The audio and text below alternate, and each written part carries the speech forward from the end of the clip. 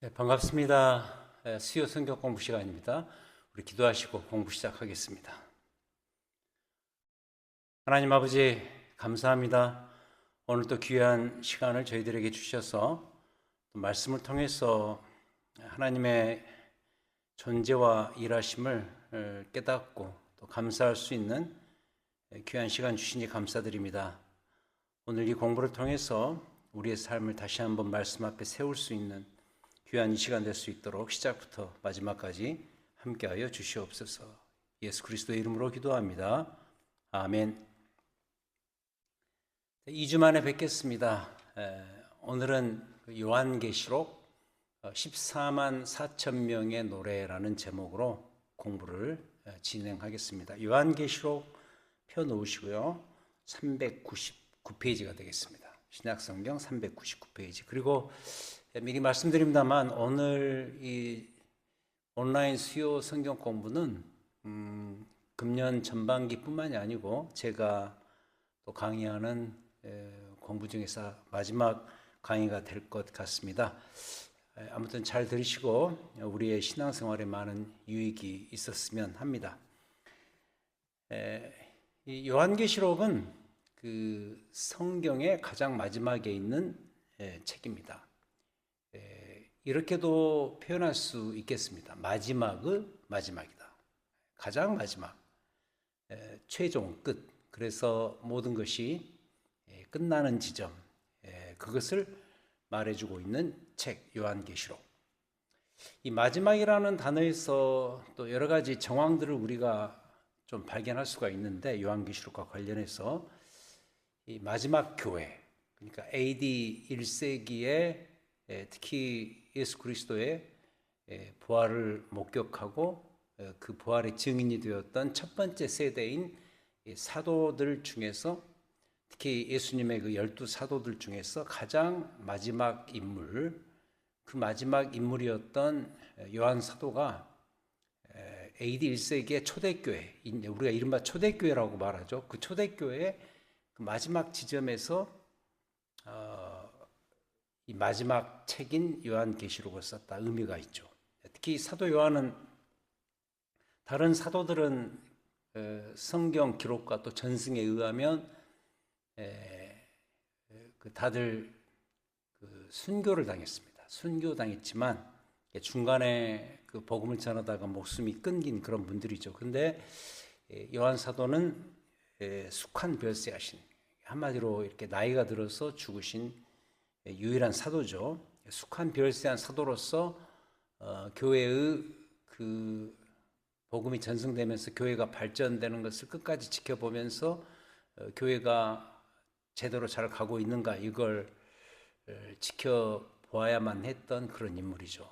그래서 그가 쓴 편지들 그리고 그가 쓴 복음서 이 요한계시록 포함해서 그가 쓴 모든 기록물들이 특히 그 교회가 예수 그리스도의 그 십자가와 부활의 복음을 이렇게 전승시키다가 잘못되는 그런 것들을 이렇게 지켜보면서 특히 그 잘못된 가르침들, 이단들이 이렇게 교회 안에 쳐들어오는 것을 지켜보면서 어떻게 하면 거기에서 우리가 벗어날 수 있을까, 이런 어떤 절박한 마음으로 썼던 글들입니다.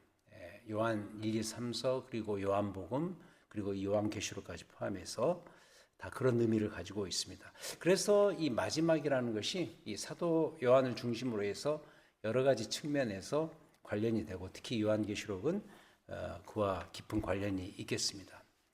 그리고 이 성경 전체를 놓고 보더라도 그렇습니다. 이 창세기의 시작이 요한계시록의 완성으로 마감이 되죠. 성경 전체가 66권이고 크게 둘로 나누자면 구약과 신약인데 구약 39권, 신약 27권, 이 중간 지점에 예수 그리스도가 서 계시는데 그 예수 그리스도를 중심으로 해서 성경의 출발과 완성이 어떻게 이루어져 가는가, 특히 요한계시록은 그 완성을 어떻게 그려주고 있는가 보여주고 있죠. 그래서 이 요한계시록은 사실상 성경이 말하고자 하는 구원 전체 역사의 완성이자 정점이다, 클라이막스다, 이렇게 볼 수가 있겠습니다. 그런 의미에서 굉장히 중요한 책이라고 볼 수가 있겠습니다. 자, 그래서 일단 제가 이런 표현을 썼습니다. 이 마지막이라는 말은 결국 무슨 의미인가? 구원 역사의 완성이다. 완성이다. 이런 표현을 썼는데 오늘 이 공부는 그래서 이 완성이라는 그 단어를 중심으로 해서 묶어보도록 하겠습니다. 요한계시록을 설명하는 데 있어서 어떤 측면에서 완성인가 보도록 하겠습니다. 먼저 첫 번째로는 성도 개인의 믿음의 완성이다. 이게 요한계시록이다. 이 성도 개인의 믿음이 어떻게 완성되는가를 보여주는 책이 바로 이 요한계시록이다라는 것을 먼저 첫 번째로 말씀드리겠습니다. 자, 이 성경을 잘 찾아보셔야 되는데요. 요한계시록을 펴 놓으시고요. 이것저것 왔다 갔다 하면서 이렇게 본문 말씀을 찾아보도록 하겠습니다. 화면에 나오는 그 노란색으로 쓰여진 그 본문들, 이 구절들을 잘 찾으셔야 되겠습니다. 자, 성도 개인의 이 믿음의 완성이 어떻게 이루어지는가, 이걸 이렇게 강조해주는 요한계시록에 자주 등장하는 중요한 표현이 있는데 그게 이기는 자는입니다. 이기는 자는. 자, 이기는 자는 이 표현이 어떻게 나오는가 한번 찾아보도록 하겠습니다. 특히 이 이기는 자는 이것은 이 요한계시록의 첫 번째 수신자인 이 first reader인 일곱 교회 각 교회에게 그 여러 글들을 일곱 개의 글들을 써 보내면서 거기에 꼭 하나씩 마지막으로 들어가는 표현이 바로 이 이기는 자는입니다. 한번 보겠습니다. 자, 우리가 일곱 교회 그러면 저는 이렇게 외웁니다. 에서버두 사빌라, 에베소 교회, 서머나 교회, 버가모 교회, 두아디라 교회, 사대 교회, 빌라델비아 교회, 라오디게아 교회, 에서버두 사빌라 그렇게 외우는데요. 각 일곱 교회에서 각 부분마다 마지막 지점에 꼭 나오는 표현이 뭐냐? 이기는 자는이다. 한번 보겠습니다. 2장 7절이죠. 에베소 교회에 보내는 말씀 399페이지에 보면 에베소 교회에게 메시지를 보내고요. 마지막 지점에 가서 7절에 이기는 그에게는 내가 하나님의 낙원에 있는 생명나무의 열매를 주어 먹게 하리라. 이렇게 나오고요. 두 번째 교회인 서머나 교회 2장 8절부터 11절인데 11절, 2장 11절에서 또 나옵니다. 이기는 자는 둘째 사망의 해를 받지 아니하리라. 그러니까 각 교회가 문제들이 생기잖아요. 그 문제들을 지적하고 또 칭찬하면서 동시에 비판하는데 그러면서 마지막 지점에 가서 이런 점들을 극복하고 이기는 교회가 이런 심판을 받지 아니하고 구원을 얻을 것이다 라는 그 메시지를 다양한 방법으로 묘사를 하는데 이 각 교회마다 이 이기는 자는이라는 이 표현을 쓴다는 거죠. 세 번째 볼까요? 버가모 교회 2장 12절부터 17절까지인데 17절, 2장 17절에서도 이 버가모 교회를 향해서 똑같이 이런 표현을 씁니다. 이기는 그에게는 내가 감추었던 만나를 줄 것이다.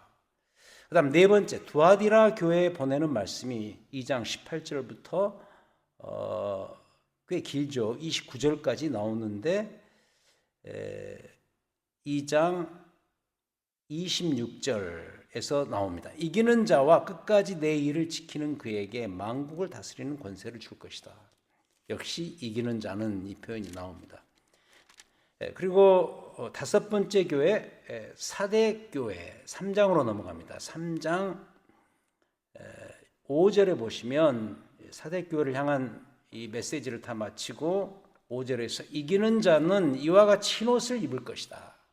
이런 이야기를 하죠.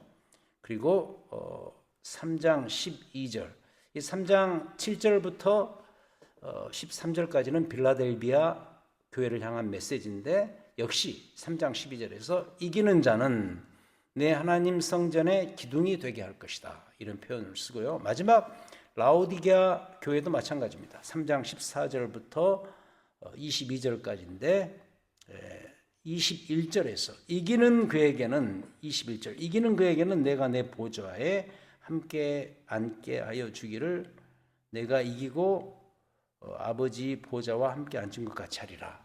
이런 메시지를 주고 있습니다.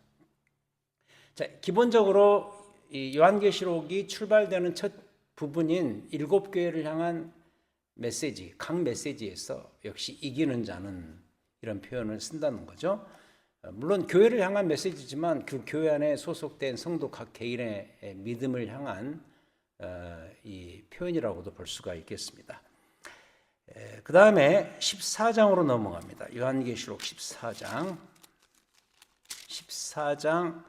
12절 14장 12절부터 13절 두 구절인데 413페이지 성도들의 인내가 여기 있나니 그들은 하나님의 계명과 예수에 대한 믿음을 지키는 자니라. 그러니까 이 종말의 시대, 이 신약 시대에 특히 그 마지막 지점까지 이 성도들 각 사람의 인내가 필요하다. 특히 그 예수의 말씀을 그리고 그를 향한 믿음을 끝까지 지켜야 된다. 이기는 자는의 다른 표현이죠. 14장 13절 또 내가 들으니 하늘에서 음성이 나서 이르되 기록하라 지금 이후로 주 안에서 죽는 자들은 복이 있도다. 이 구절을 놓고 볼 때 이 성도 각 개인의 죽음은 성도 그 각 개인의 삶의 가장 영광스러운 지점이라는 것을 우리가 알 수 있죠. 주 안에서 죽는 자들은 복이 있다. 오히려 영광이다. 성령이 이르시되 그러하다 그들이 수고를 그치고 쉬리니. 그러니까 이 죽음은 어떤 의미에서 쉬는 거죠. 주 안에서 안식하는 것이죠. 수고를 그치고 쉬게 되는 그 지점. 이는 그들의 행한 일이 따름이라. 성도들이 이 땅에 살면서 주를 향한 이 믿음과 하나님의 말씀을 신뢰하고 끝까지 그 약속을 붙잡고 나아가는 그런 신자의 삶.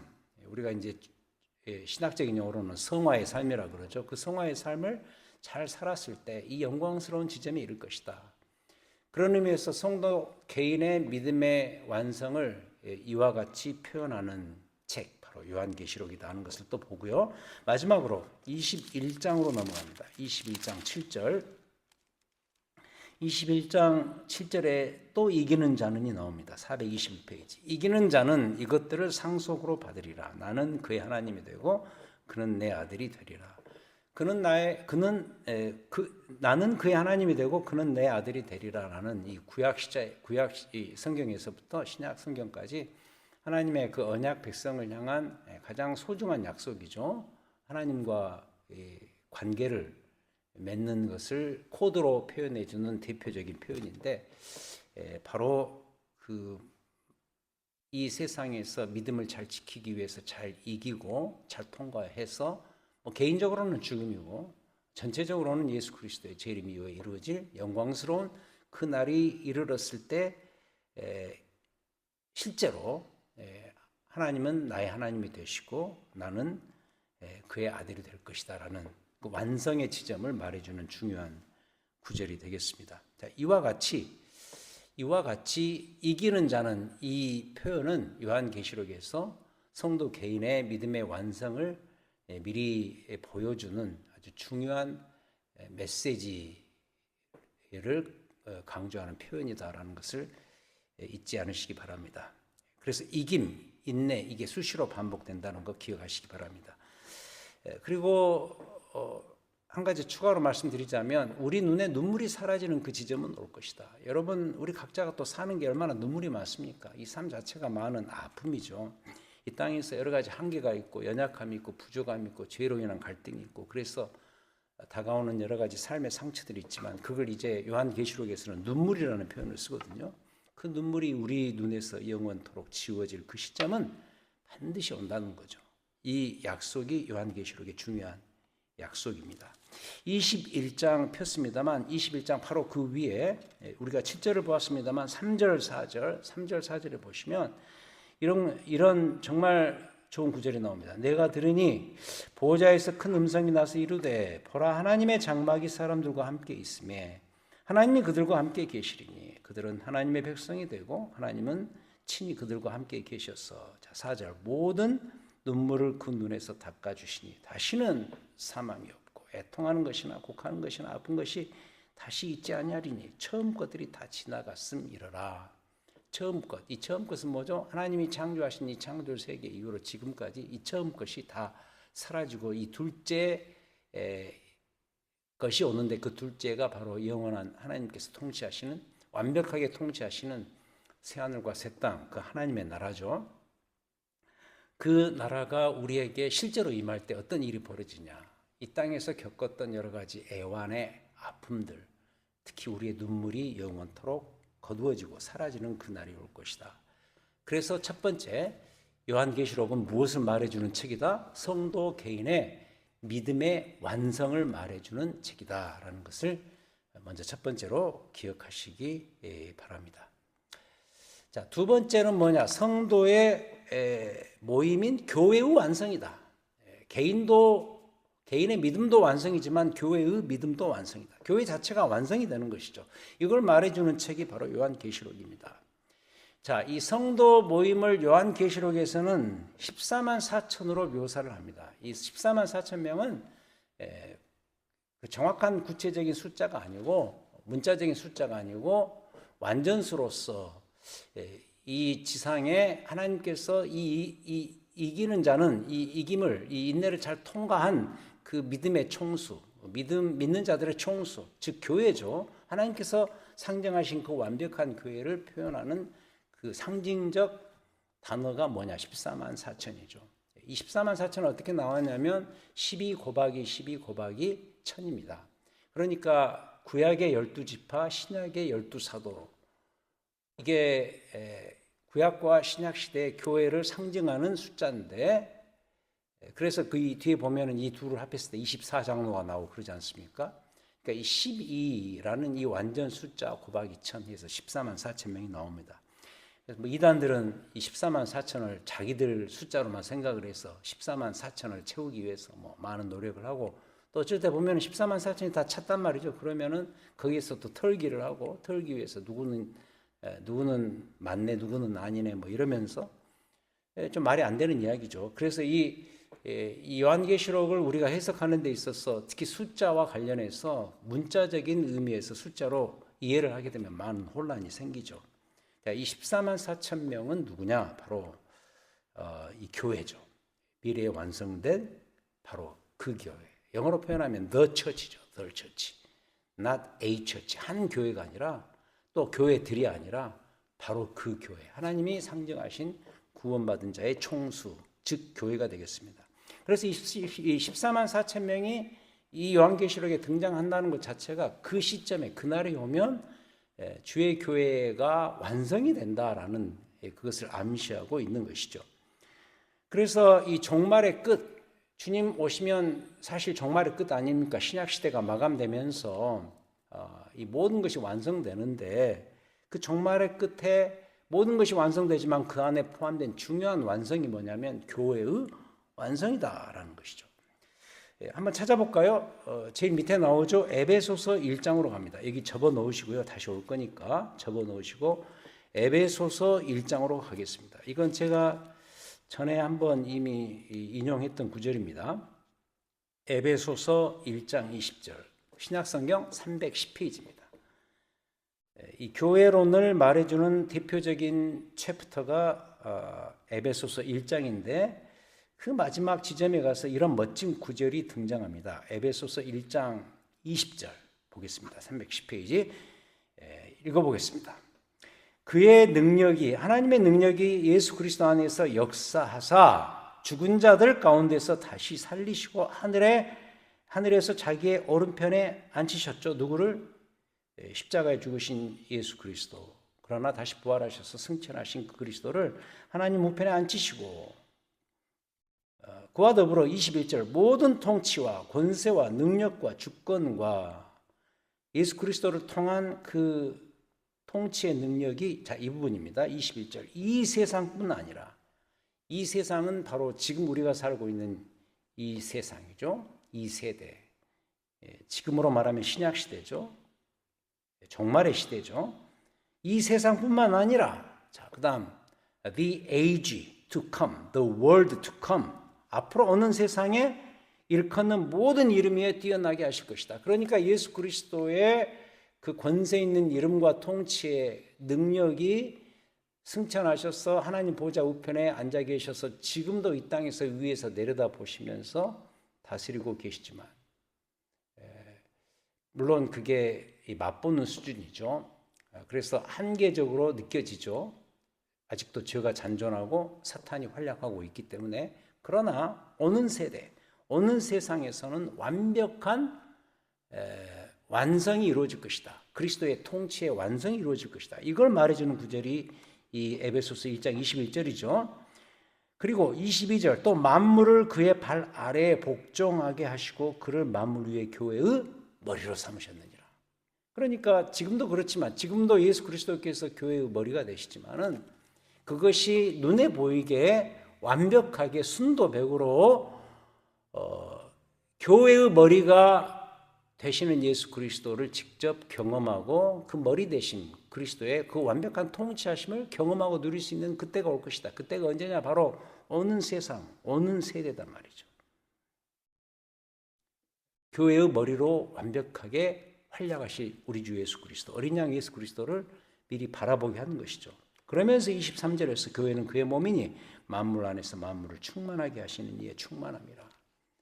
하나님의 그 충만함을 아들 그리스도를 통해서, 교회의 머리 되신 아들 그리스도를 통해서 순도백으로, 죄와 갈등이 없이 순도백으로, 마치 창조 때 있었던 그 하나님의 에덴의 완벽한 샬롬이 다시 재현되고 회복되는 그 지점, 누가?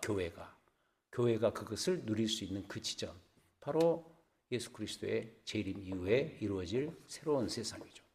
그래서 이 요한계시록은 성도들의 모임인 교회의 완성을 미리 보여주는 그런 책이다라는 것을 여기에서 우리가 확인할 수가 있겠습니다. 세 번째, 하나 추가합니다. 교회의 완성도 되지만 교회가 존재하는 이유가 뭐죠? 예배의 완성입니다. 교회가 존재하는 이유가 예배입니다. 우리는 예배자로서 부름받았습니다. 웨스트민스터 신앙 고백, 그걸 교육용으로 이렇게 편집한 소요리 문답, 일본에서 그러잖아요. 우리 인간 존재하는 목적이 뭐냐? 하나님을 영화롭게 하고 그로 인해서 영원토록 즐거워하는 것이다. 즉 하나님을 어떤 상황에서든 예배하는 예배자로서 서는 것이 우리의 인간의 존재 이유인데, 더 나아가서 교회가 존재하는 이유가 뭐냐? 함께 모여서 하나님을 축하하고 하나님을 송축하고 예배하고 누리는 것 아니겠습니까? 근데 그 예배가 100% 순도백으로 완성되는 지점이 언젠가를 미리 보여주는, 아주 그래픽하게 보여주는 그 책이 바로 이 요한계시록이다라는 것이죠. 교회의 존재 이유는 예배에 있는데 그 예배의 완성이 이루어진다. 아까 2번에서 바로 그 교회라 그랬죠. The Church. 바로 그 교회가 그때 이루어진다고 한다면 예배 역시 바로 그 예배가 그 지점에서 완성이 되죠. 그러니까 그 예배가 진짜 예배죠. 지금 우리의 예배는 그냥 한 예배입니다. 매주마다 드리는 한 예배. 근데 바로 그 예배가 완성되는 지점이 언제냐? 바로 그리스도 재림 이후에 이루어질 영원한 하나님의 나라다. 자, 이걸 미리 말해주는 중요한 구절들이 있죠. 14장 보겠습니다. 자, 계시록 14장. 이 14장에 여러분 가지고 계시는 성경에 이런 타이틀이 있죠. 14만 4천 명이 부르는 노래. 제가 오늘 요한계시록 공부 전체 타이틀을 이미 그렇게 잡았죠. 요한계시록 14만 4천 명의 노래. 이걸 말해주는 본문이죠. 예배의 완성이 어떤 장면인가를 여기서 그대로 보여주고 있습니다. 14장 3절 412페이지.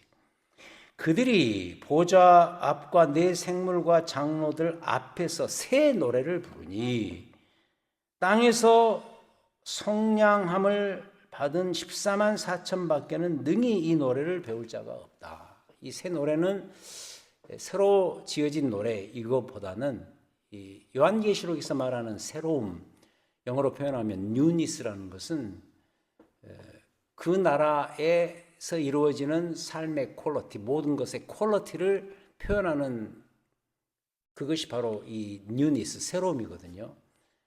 땅도 보세요. 하늘과 땅도 보세요. 새 하늘과 새 땅입니다. 그리고 거기에서 모이게 될 주의 완벽한 교회를 새 백성들이라고 말하죠. 그것의 캐피탈인 조금 이따 말하겠습니다만 그것의 캐피탈 수도인 예루살렘을 새 예루살렘이라고 말하죠. 여기 새 노래는 그런 의미에서 천국에서 불러질 진짜 노래, 진짜 찬양이죠. 그런데 누가 부른다? 이 사람들, 그들 14만 4천 명, 그들이 하나님을 향하여서 영원한 이 새 노래를 부르게 되는 것이죠.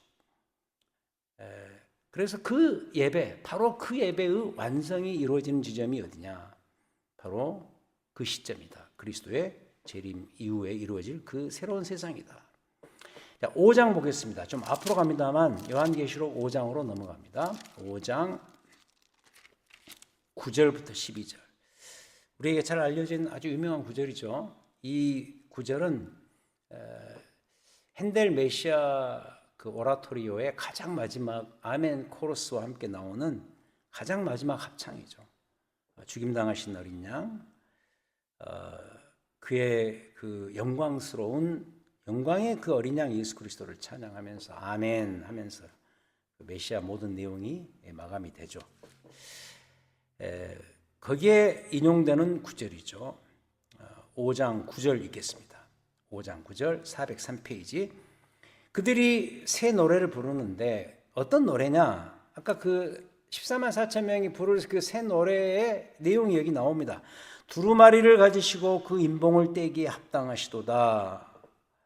일찍이 죽임을 당하사 각 족속과 방언과 백성과 나라 가운데서 사람들을 피로 사사 하나님께 드리시고 일찍이 2000년 전에 예수 그리스도께서 이미 온 백성 이방 땅 모든 사람들을 위해서 자기 피값으로 우리를 사시지 않았는가? 이걸 찬양하는 거죠. 10절 그들로 우리 하나님 앞에서 나라와 제사장들을 삼으셨으니 그들이 땅에서 왕 노릇하리로다 하더라.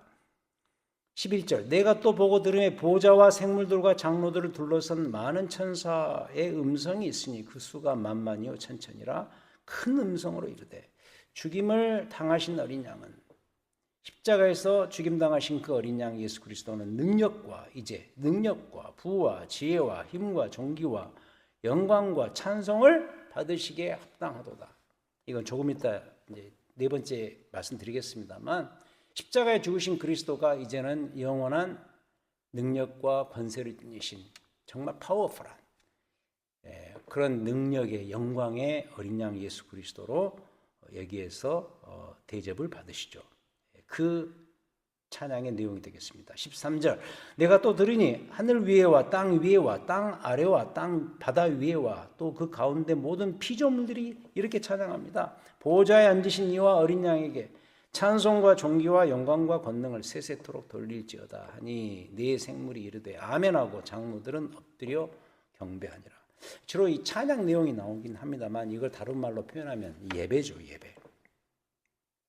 그러니까 그 예배 때 이런 일들이 벌어진다는 거죠. 이런 노래가 불려진다는 것이죠. 왜냐하면 그 예배이기 때문에 예배의 정점이고 완벽한 예배고 최고의 예배이기 때문에. 그러니까 이 두 번째 제가 그 문장으로 쓴 한 예배 대 그 예배, 제가 왜 이걸 썼냐면 우리의 지금 예배는 한 예배입니다. 우리의 예배는 그 예배일 수가 없습니다.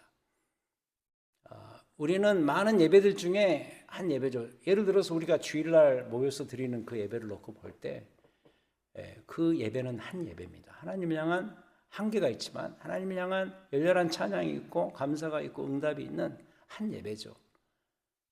그래서 지금의 우리의 예배들은 완성될 그 나라의 바로 그 예배, The Worship.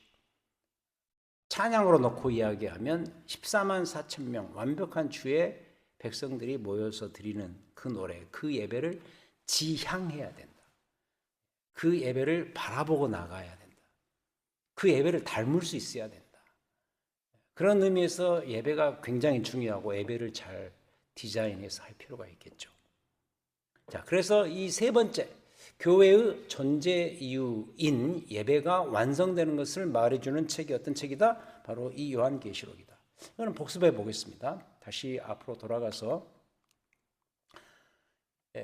요한계시록은 마지막인데 그 마지막을 다른 말로 표현하면 완성이다. 이 모든 구원 역사의 완성을 말해주는 책이다 라고 말할 때 첫 번째는 그럼 무슨 완성이냐? 성도 각 개인의 믿음이 완성되는 지점, 특히 glorification이라고 그러죠. 우리의 삶 자체가 거룩한 삶을 지향하고 애쓰고 순종하면서 또 갈등하고 이런 과정을 통과해서 결국 마지막에 영광스럽게 되는 지점이 어떤 것인가를 미리 말해주는 책이 요한계시록이다. 그리고 두 번째, 더 나아가서 성도 개인만이 아니라 성도들의 모임인 이 교회가 완성되는 것이 어떤 장면인가를 미리 보여준다. 그래서 바로 그 교회, 하나님이 생각하시는 바로 그 교회, 14만 4천 명, 바로 그 교회가 어떤 것인가를 또 미리 보여주는 책이다. 그리고 세 번째, 그 교회들이 존재하는 이유는 결국 예배인데 하나님을 향한 그 영광의 예배, 바로 그 예배가 어떤 것인가를 미리 보여주는 예배의 완성을 말해주는 책이다. 이렇게 정리할 수 있겠습니다. 자, 5번이라고 썼네요. 4번인데요. 4번 구원 역사의 완성입니다. 종합해 보겠습니다. 이 부분은 매우 중요합니다. 모든 것을 마감하는 그런 랩업하는 그 내용이기 때문에 굉장히 중요합니다. 성도 각 개인의 믿음이 완성되고 교회가 완성되고 그리고 바로 예배가 완성되는 이 모든 것들을 이렇게 싸잡아서 다 포장해서 응축해서 하나로 말한다면 요한계시록은 구원 역사의 완성을 말해주는 책이다라고도 표현할 수가 있겠어요. 상당히 중요한 이야기입니다.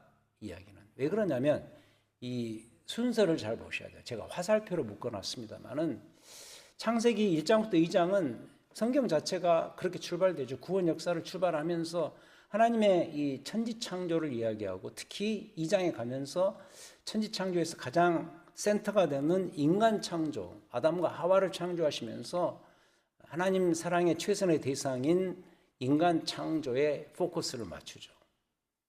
그리고 그들이 거할 수 있는 이 창조 세계의 캐피털, 수도였던 에덴 창조를 거기에서 설명합니다.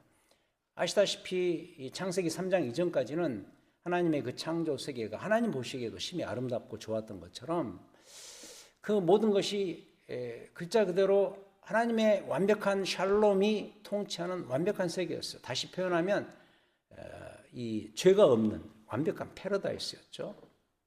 하나님의 그 직접적인 통치가 이루어지는 하나님 나라의 실제적인 완성품이 창조 세계였는데 뭐 아시다시피 3장 가면서 아담과 하와가 하나님의 그 통치를 거절하면서 타락을 하게 됩니다. 이렇게 이 선으로 표현하자면 이 정점에 있었던 하나님의 창조 세계가 3장에서 이렇게 급전 직하에서 선 이하로 under the line 지하로 죄의 세계로 이렇게 떨어져 버린 것이죠. 자, 그렇게 해서 출발된 시기가 여러분 잘 아시는 구약 시대입니다. 뭐 노아 홍수도 나오고 그다음 바벨탑 사건도 나오고 그럽니다만은 특히 이 아브라함을 선택하셔서 그 허리에 나오는 이스라엘을 하나의 모델 삼아 하나님의 인간을 향한 구원의 그 스토리가 역사가 어떻게 추진되는가를 그때부터 보여주시는데 거기서부터 계속 출발해서 이제 말라기까지 오는 것이 구약 시대. 이걸 달리 표현하면 율법 아래에 있는 시대였어요. 율법 아래에 있다는 것은 뭐냐면 죄의 어떤 역할과 기능이 강렬하게 도전해 오는 그런 시대. 그래서 우리는 율법 아래서 살게 되었어요. 그래서 우리가 죄를 지을 때 그 죄를 청산하기 위해서는 제물을 수시로 갖다 바치면서 하나님의 그 은혜를 구하는 그런 한계적인 시대였지만 그 중심에 그 뒤에 예수 그리스도가 오심으로 말미암아 새로운 뉴 테스타먼트, 새로운 언약의 시대가 왔다. 그래서 율법이 그리스도에 의해서 완성되었기 때문에 우리는 율법 아래 살지 않고 그리스도의 은혜 가운데, 율법의 완성자이신 그리스도 은혜 가운데 살게 되죠. 그게 바로 이 신약 시대고 그걸 말해주는 책이 신약 성경이죠. 근데 그 신약 성경의 가장 마지막 지점에 요한계시록이 나오면서 자 보세요. 제가 화면에 좀 다른 색깔로 표시를 했습니다만 새 예루살렘과 새 하늘과 새 땅. 계시록 가장 마지막 지점에 나오는 그런 표현이죠. 새 예루살렘. 이 새 예루살렘은 에덴의 완성입니다. 아담과 하와가 타락하고 죄를 범함으로 인해서 하나님의 통치를 떠남으로 인해서 에덴이 실종되잖아요. 근데 그 에덴이 그 캐피탈이 다시 이 새로운 시대를 맞이하면서 새 예루살렘으로 다시 탄생이 되고 회복이 되고 하나님의 그 창조 세계가 새 하늘과 새 땅으로 다시 복원되잖아요. 그래서 아까 제가 이런 표현을 썼죠. 창세기 1장 2장에 있었던 그 에덴과 창조 세계의 죄 없음. 이 위에 있는 그것이 3장에서 타락으로 말미암아 라인 밑으로 떨어져 버리는 죄의 시대를 살 수밖에 없는 시대로 왔다가 다시 계시록 마지막 그 부분에 가서 주께서 재림하시면 새롭게 이 에덴과 창조 세계가 다시 회복되는 그래서 새 예루살렘과 새 하늘과 새 땅이 실제로 우리 가운데 성취되는 이게 바로 요한계시록이에요. 그냥 대단한 책이죠. 계시록이 단지 종말에 무슨 일이 벌어질 것인가 그런 좀 이렇게 섬찟하고 우리가 보기에는 좀 공포스러운 그런 책으로만 이해를 하는데 그게 아닙니다. 계시록은 정말 찬란하고요. 하나님의 그 구원 역사의 완성이 어떻게 이루어지는가를 이렇게 클라이맥틱하게 절정으로 보여주는 그런 책인 것을 우리가 보게 됩니다. 근데 이제 중요한 것은 뭐냐면 마지막 밑에 이 결론, 고난의 예수, 영광의 어린 양 예수 그 부분인데요. 보세요. 제가 방금 표현한 것처럼 창조, 에덴, 새 예루살렘, 새 하늘과 새 땅, 그리고 이 가운데 우리의 구약과 신약 시대 라인 밑으로 떨어져 버린 죄의 세계 다시 그때 회복이 되는데 그 중심에 누가 계시냐가 중요하죠. 예수 그리스도죠. 예수 그리스도는 2000년 전에 처음 오셨을 때 이 중간 지점에서는 고난의 예수로서 십자가의 예수로서 우리의 죄를 사하심으로 인해서 승천하셔서 그 초림 때 우리의 주어질 이 구원을 이미 already 완성하셨는데 다시 오심으로 인해서 예수 그리스도 그분의 역할이 온 세상을 향한 온전한 통치와 권능을 가지고 행하시는 그런 완벽한 영광의 어린 양 예수 그리스도로 변모가 되시죠. 변모된다기보다는 이미 그런 분이신데 그때 드러나게 되는 거죠. 그래서 이 십자가와 부활의 예수 그리스도 2000년 전에 그 예수 그리스도는 고난의 어린 양 예수 그리스도였지만 그때 가서는 영광의 어린 양 예수 그리스도로 우리 앞에 등장하실 것이다. 그래서 특히 그 계시록에 보면은 성부 하나님께서 자신의 모든 영광과 통치를 이 어린 양 예수 그리스도께 이양하는 테이크오버하는 그런 장면들이 많이 나오죠. 자, 그래서 이 요한계시록은 성도 한 개인의 믿음의 완성 또는 교회의 완성, 교회의 존재 이유인 예배의 완성도 말해주지만 그 모든 것들을 다 포함시켜서 결국은 성경 전체의 모든 구원 역사, 성경 자체가 하나님께서 아들 그리스도를 통해서 이루신 우리를 향한 구원의 그 역사, 그 드라마를 말하는 책 아닙니까? 그래서 우리가 성경을 볼 때 그 포인트로 계속 봐야 되고 그걸 발견해야 되죠. 근데 그 모든 것을 클라이막스로 완성으로 보여주는 책이 뭐다? 바로 오늘 우리가 공부한 요한계시록이다. 얼마나 대단한 책입니까? 그런 의미에서 이 요한계시록을 여러분들이 꼭 기억하시고요. 감사함으로 받으시고 잘 읽고 묵상하셔서 은혜를 받으셨으면 합니다. 이게 소망이 있는 거죠. 요한계시록을 읽고요. 우리가 묵상하면 소망이 있습니다. 두려움과 공포가 아니라 확신과 소망을 더 확실히 얻게 되죠. 이 요한계시록 이제 이런 점들에 대해서는 제가 다음 8월 달에 구원 역사 시리즈로 주일마다 설교하는 그 마지막 시리즈로 이 3번에 걸쳐서 요한계시록 중요한 본문을 설교를 할 예정이 있습니다. 그때 다시 한번 확인하시고 다시 들으시면 좋겠습니다. 마지막 결론적으로 22장 1절부터 5절을 찾고 마치도록 하겠습니다. 요한계시록 가장 마지막 챕터에 나오는 중요한 본문이죠. 요한계시록 22장 1절부터 5절. 이 부분은 제가 동부에서 석사 학위를 공부할 때 제가 논문으로 썼던 본문인데요. 이 워터 모티프, 이 물, 성경에 나오는 물을 가지고 이 내용을 가지고 제가 결론적으로 이 구절을 가지고 해석을 했는데요. 참 제가 개인적으로 좋아하는 본문입니다. 22장 1절. 또 그가 수정같이 맑은 생명수의 강을 내게 보이니 하나님과 및 어린 양 보좌로부터 나와서 길 가운데로 흐르더라. 강 좌우에 생명나무가 있어 12가지 열매를 맺되 달마다 그 열매를 맺고 그 나무 잎사귀들은 만국을 치료하기 위하여 있더라. 다시 저주가 없으며 하나님과 그 어린 양의 보좌가 그 가운데에 있으리니 그의 종들이 그를 섬기며 그의 얼굴을 볼 터이요 그의 이름도 그들의 이마에 있으리라. 다시 밤이 없겠고 등불과 햇빛이 쓸데없으니 이는 주 하나님이 그들에게 빛이심이라. 그들이 세세토록 왕노릇하리로다.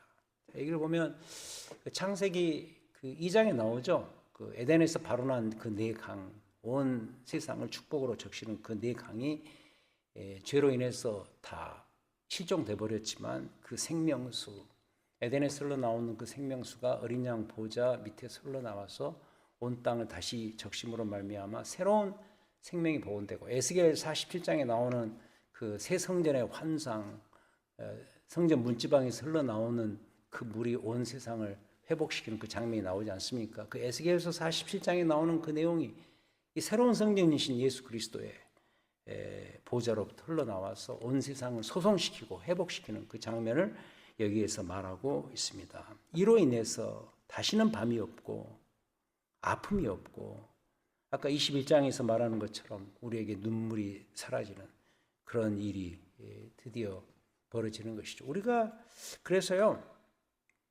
그 재림을 소망해야 되는 이유가 바로 여기에 있습니다. 아까 우리가 잠깐 미스를 했습니다만 로마서 8장에 나오지 않습니까? 온 세상 피조물들이 다시 올 그날, 미래의 다가올 그 영광을 소망하지 않습니까? 현재의 고난이 결코 그 미래의 영광과 비교가 될 수가 없죠. 그래서 모든 피조물이 목을 빼면서 그리스도의 재림을 소망합니다. 우리가 소망하는 그 이유가 어디에 있겠습니까? 그 주의 재림을 소망하는 이유는 어찌 보면 심플합니다. 더 이상 우리의 삶에 눈물이 없고 애환이 없고 갈등이 없고 미움이 없고 시기가 없고 그로 인한 관계와 아픔이 없고 어떤 육체적인 질병, 아픔 이런 것들이 다 사라지면서 에덴이 회복되는 그 시점으로 언제냐? 그리스도의 재림 이후고, 그 다음에 공간적으로는 주께서 어떤 모습으로 우리에게 이루어질지는 모르겠지만 에덴이 회복되는 새하늘과 새 땅, 그게 우리에게 주어질 것이라는 그 사실 때문에 우리의 현재의 아픔을 이길 수가 있는 것이죠. 이기는 자는 이런 놀라운 축복과 선물을 얻게 될 것이다 라는 것이 계시록에 우리를 향한 중요한 메시지가 되겠습니다. 여러분, 그리스도의 재림을 고대해야 됩니다. 우리가 소망해야 됩니다. 그 이유는 바로 이것 때문입니다. 더 이상 아픔이 없고 고통이 없고 한계가 없고 우리의 눈에서 눈물이 사라질 것을 약속하셨기 때문이죠.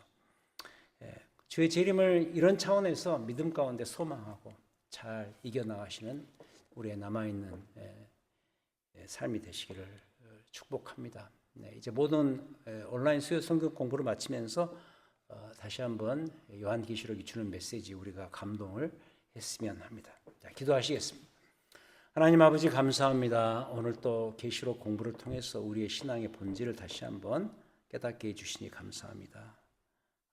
이 말씀 품고 특히 이 계시록에 주는 이 메시지를 품고서 우리의 남아있는 삶을 신실하게 잘 살아가기를 간절히 소원합니다. 믿음 주시옵소서, 소망 주시옵소서, 갈등을 이길 수 있는 힘과 용기를 주시옵소서. 계시록에서 약속하신 그 말씀을 확고히 믿고 바라보며 나아가는 우리의 남아있는 축복스러운 삶이 우리의 교회들이 될 수 있도록 역사하여 주시옵소서. 예수 그리스도의 이름으로 기도하였습니다. 아멘.